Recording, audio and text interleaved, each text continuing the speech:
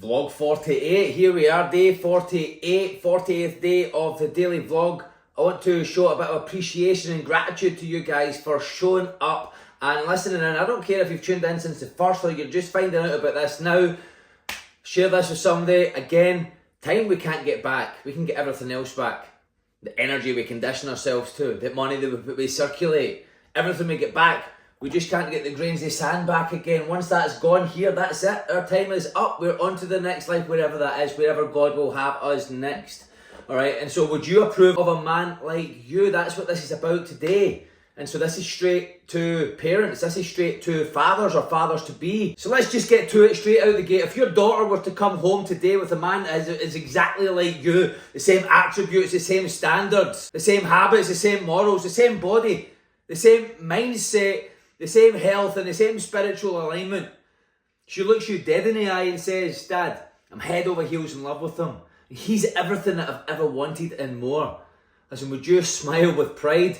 Would you say, yeah, absolutely, honey, you chose wisely?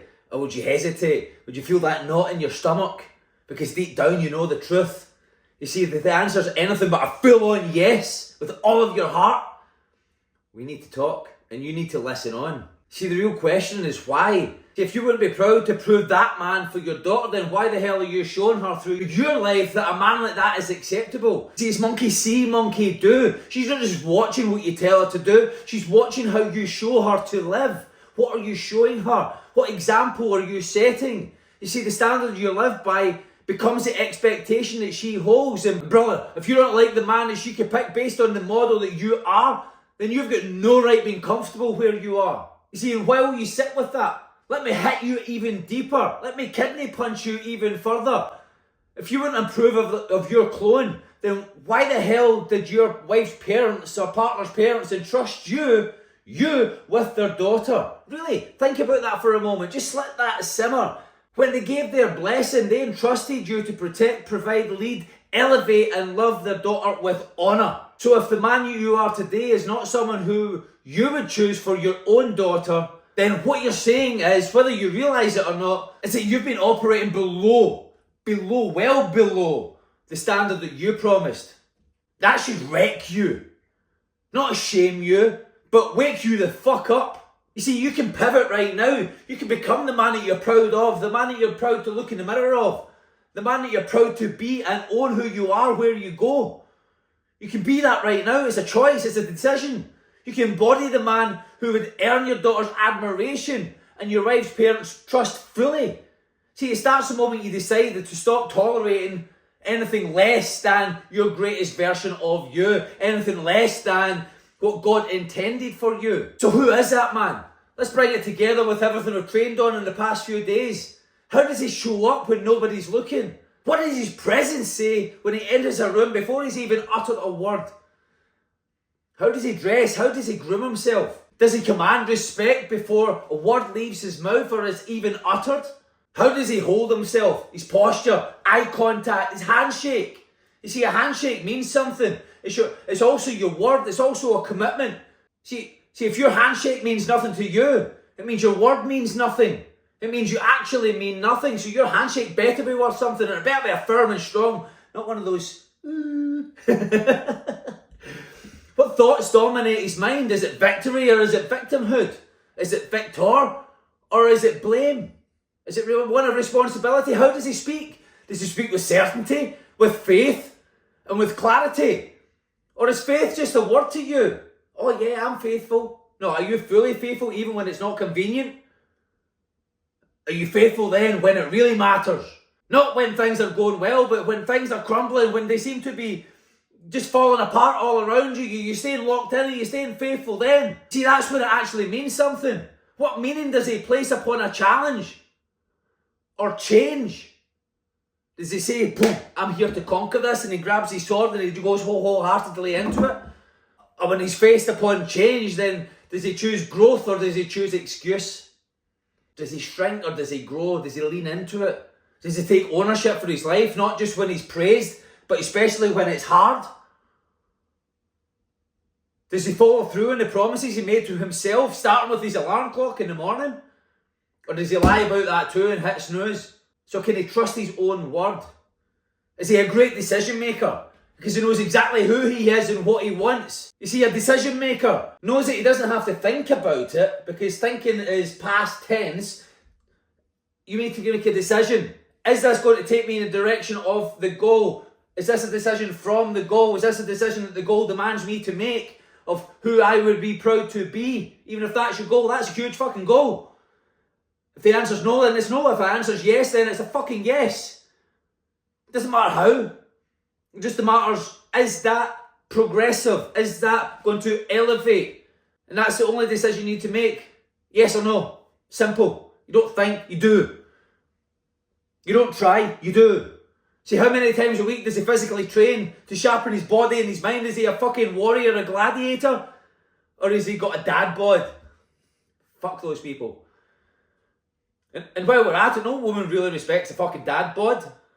If they do, then... Listen, let me tell you something. There's a woman with low self-worth, with no self-worth, with no self-respect, because she's settled.